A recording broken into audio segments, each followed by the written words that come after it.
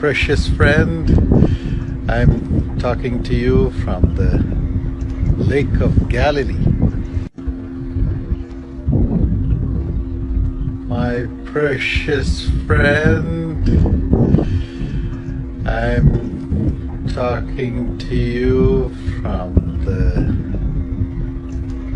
Lake of Galilee.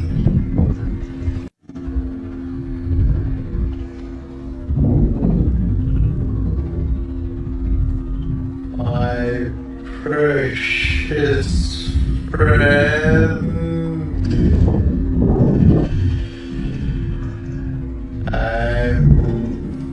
I'm talking to you from the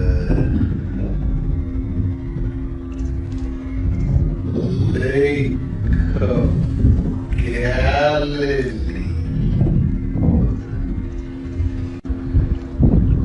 My precious friend, I'm talking to you from the Lake of Galilee, the place where Jesus did his greatest miracles. Behind me, we have our whole family. That is my beloved wife, Sister Evangeline, and you see Sharon, Sam, and Shilpa.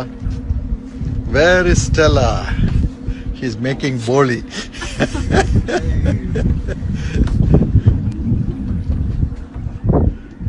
This is our friend Ido.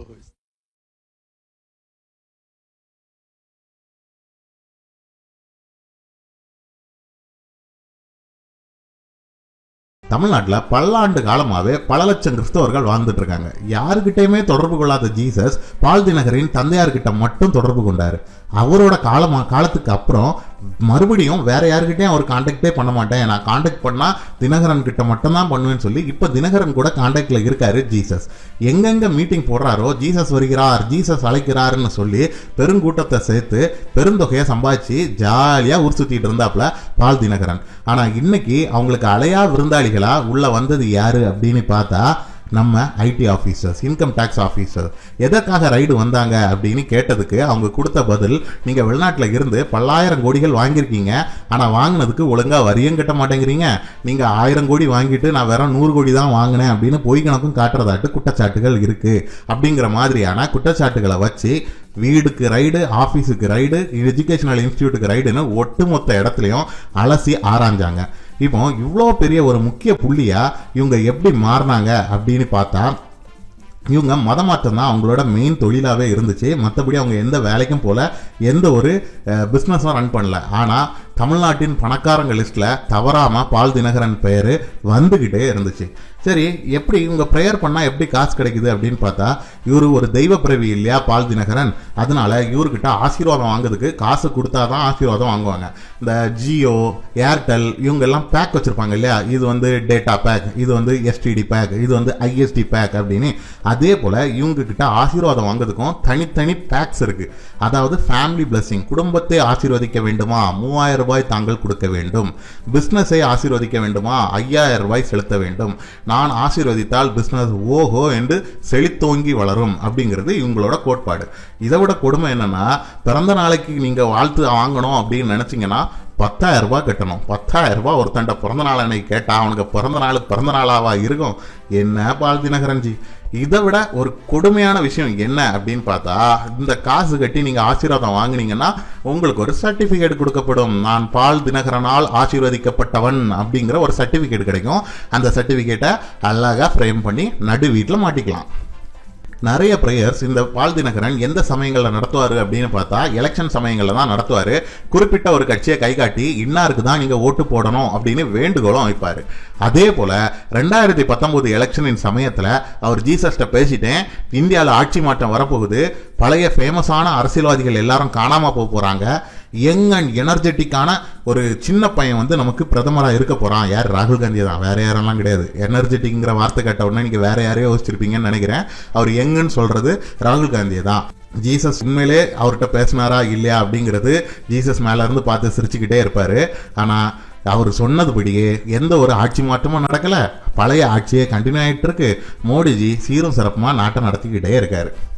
என்னப்பா நீ ஜீசஸ்ட பேசிட்டேன்னா இந்த பின்னும் ஆட்சி மாற்றமா நடக்கல, ஒன்றும் நடக்கல, அப்போ நீ பொய் தானே பேசுற, நீ ஃப்ராடு தானே அப்படின்னு யாரு கேட்டிருக்கணும்? இந்த பால் தினகரனின் நம்பிக்கையாளர்கள். இவரை பின்தொடர்ந்து லட்சக்கணக்கில் கூட்டங்கள் சுத்திட்டு இருக்குல்ல, அதில் எவனாவது ஒருத்தன் எந்திரிச்சு, எப்பா நீ சொன்னிய ஆட்சி மாறினோன்னு ஜீசஸே சொல்லிட்டாருன்னு சொன்னிய, இப்போ நீ போய் சொன்னியா, ஜீசஸ் போய் சொன்னாரா அப்படின்னு கேட்டிருந்தா ஒருவேளை பால் தினகரன் அவரோட சேட்டைகளை குறைச்சிருப்பாரு. ஆனால் அப்படி இங்கே கேட்கறதுக்கு ஆளே கிடையாது. அவர் என்ன சொன்னாலும் அதை கண்மூடித்தனமாக நம்புற கூட்டத்தை அவர் ரொம்ப கச்சிதமாக தமிழ்நாட்டில் பெரிய அளவுலேயே சேர்த்து வச்சிருக்காரு அப்படிங்கிறது தான் உண்மை. உண்மையை சொல்லணும்னா இன்னைக்கு தான் ஜீசஸ் ரொம்பவே சந்தோஷமா இருப்பாரு. கூடிய சீக்கிரமே நான் உன்னை வந்து பார்க்குறேன்னு சொல்லி உண்மையிலே ஃபோன் பண்ணி சொன்னா கூட ஆச்சரியப்படுறதுக்கு இல்லை அப்படின்னு தான் நினைக்கிறேன். இந்த பால் தினகரனுக்கு தமிழ்நாட்டில் உள்ள எல்லா அரசியல்வாதிகள் கூடயும் ரொம்பவே க்ளோஸ் கான்டாக்ட்ஸ் உண்டு. திமுக கூட ரொம்பவே நெருக்கமான கான்டாக்ட்ஸ், அது எல்லாத்துக்குமே தெரிஞ்ச ஒரு விஷயம் தான். ஆனால் வைகோ கூடயும் ரொம்பவே நெருங்கிய கான்டாக்ட்ஸ். இவ்வளோ புனிதத்துவம் இனிதத்துவம்னு பேசுகிற இந்த பால் தினகரன் ஒவ்வொரு வாரமும் வெள்ளி சனி ஞாயிறு இந்த 3 நாட்களை தவிர்த்து மற்ற எல்லா நாட்களையும் என்ன மாதிரி ஒரு சொகுசு வாழ்க்கை வாழ்ந்துட்டு இருக்காருன்னு யாராலையும் கனவுல கூட நினச்சி பார்க்க முடியாது. பில்கேட்ஸ் கூட அந்த மாதிரி ஒரு வாழ்க்கையை அனுபவிக்கல. நடு கடல்களில் பெரிய பெரிய லக்ஸூரியஸ் போட்ஸில் மொத்த ஃபேமிலியும் போய் வேற லெவலுக்கு என்ஜாய் பண்ணிட்டு இருக்காங்க. அதே இது வாரம் ஃபுல்லாக கூலி வேலைக்கும் கஷ்டப்பட்டு வேலை செஞ்சு சம்பாதிக்கிறவனையும் சனி ஞாயிறுகளில் கூப்பிட்டு வச்சு ப்ரேயருங்கிற பேரில் உனக்கு நான் ஆசீர்வதிக்கிறேன், உன்னை நான் எழுப்புதல் நடத்துகிறேன், சாத்தானை விரட்டுகிறேன்னு சொல்லிக்கிட்டு அவன் ஒரு வாரம் ஃபுல்லாக வேலை செஞ்சு சம்பாதிச்சதுல இருந்து ஒரு சின்ன ஒரு அமௌண்ட்டையும் பிடுங்கிட்டு விட்டுறாங்க. வெளியே இருந்து வந்த பணங்கள் மூலமாக புதுசாக நிறைய பேரை கிறிஸ்தவத்துக்குள்ளே இழுக்கிறாங்க. உள்ளே இழுத்ததுக்கு அப்புறம் அவங்க கிட்ட இருந்து வாரம் சந்தா கலெக்ட் பண்ணுற மாதிரி மிகப்பெரிய ஒரு தொகையை கலெக்ட் பண்ணி ராஜாவின் ராஜாக்கள் போல தனியாக ஒரு அரசாங்கமே நடத்திட்டு இருக்காங்க. இந்தியாவுக்கு அடுத்த பிஎம் யாருன்னு சொன்ன ஜீசஸ் இதுக்கப்புறம் யாரெல்லாம் கடவுளின் வாரிசுகள்னு அறிவிச்ச ஜீசஸ் உங்கள் வீட்டுக்கு ரைடு வருதுன்னு மட்டும் சொல்ல மறந்துட்டாருன்னு நினைக்கிறேன். சரி, இப்போ மட்டும்தான் இந்த தினகரன் ஃபேமிலியெல்லாம் இப்படி கூத்தடிக்கிறாங்களா? இதுக்கு முன்னாடி எல்லாம் ஒழுங்காக இருந்தாங்களா அப்படின்னு பார்த்தா முன்னாடி இருந்தே இது எல்லாத்தையும் பண்ணிக்கிட்டு தான் இருந்ததாட்டு கூறப்படுது.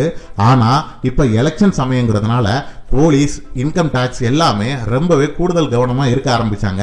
எங்கெங்கேருந்து அன்வான்ட் ஃபண்டிங் தமிழ்நாட்டுக்குள்ளே வருது, இந்த எலெக்ஷன் டைமில் யாருக்காவது பெரிய அளவில் தொகைகள் கைமாறுதா, இது போன்ற கவனிப்புகளில் அதிக கவனம் கொடுக்க ஆரம்பித்தாங்க. இந்த நேரத்தில் தான் இவங்களுக்கு சந்தேகத்துக்குரிய பணப்பரிமாற்றங்கள் நடக்கிறத கவனிச்சாங்க. எல்லாத்தோட சந்தேகம் இப்போ என்னவா இருக்குது அப்படின்னா, இவங்க திமுக போன்ற திராவிட கட்சிகளுக்கு மிகப்பெரிய ஒரு பணத்தை இறக்கி அவங்களுக்கு எலெக்ஷனுக்கு உதவி செய்ய போகிறதாகவும், கூடவே அத்தனை சர்ச்சுகளுக்கும் ஆர்டர் கொடுக்க போகிறதாகவும், இந்த கட்சிக்கு இந்த வேட்பாளருக்கு தான் நம்ம எல்லாருமே ஓட்டு போடணும், ஜாதி மதம் எல்லாத்தையும் விட்டுக்கிட்டு நம்ம நிறுத்துற ஒரு ஆளு கண்டிப்பாக ஜெயிக்கணும், அப்பந்தான் நம்ம மதம் மேலும் மேலும் வளரும் அப்படிங்கிற ஒரு பொய் பிரச்சாரத்தையும் முன்னெடுத்து மொத்தத்தில் எதிர்கட்சியாக இருக்கக்கூடிய கட்சியை நம்ம ஆளுங்கட்சியாக கொண்டு உட்கார வச்சாதான் மேலும் வேகமாக மதமாற்றம் போன்ற வேலைகளில் ஈடுபட முடியும் அப்படிங்கிறதுக்காக பக்காவாக ஸ்கெட்சு போட்டு நடத்தப்பட்டதாக சொல்கிறாங்க. இந்த மாதிரி பல வகையான சந்தேகங்களும் வந்துக்கிட்டே தான் இருக்குது. இப்போ வந்த ஐடி ரைடு டீம்லேருந்து என்ன சொல்லியிருக்காங்கன்னா, பல முக்கியமான ஆவணங்கள் கிடைக்கப்பட்டிருக்கு. அந்த ஆவணத்துக்கான விளக்கங்களை பால் தினகரன் தரப்புலேருந்து கேட்டிருக்கோம். அவங்க சைட்லேருந்து ஃபுல் விளக்கம் கொடுத்ததுக்கு அப்புறம் தான் என்னென்ன பிடிச்சோம், என்னென்ன தகுடுத்த வேலைகள்லாம் நடந்திருக்கு அப்படிங்கிறத வெளியிட முடியும் அப்படிங்கிறது இன்கம் டேக்ஸில் இருந்து வெளியிடப்பட்ட ஒரு அறிக்கை.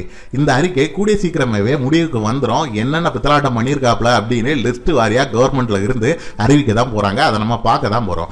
நீங்க என்னங்க நினைக்கிறீங்க? இது போன்றப்பட்ட மதபோதகர்கள் இந்தியாவுக்கு தேவையா? மதமாற்று கும்பல்கள் தொடர்ச்சியா இந்தியாவின் பொருளாதாரத்திலையும் இந்தியாவின் அரசியல் நிலவரங்கள்லையும் பெரிய ஒரு முக்கிய புள்ளிகளாக இருக்கிறது நல்லதா கெட்டதா அப்படிங்கிறத உங்களோட கருத்தை கமெண்ட்ல பதிவு பண்ணுங்க. எங்களோட வீடியோக்களை உங்களோட நண்பர்கள் எல்லாத்துக்கும் ஷேர் பண்ணுங்க. எங்களோட சேனலுக்கு சப்ஸ்கிரைப் பண்ணி சப்போர்ட் பண்ணுங்க. தேங்க்யூ.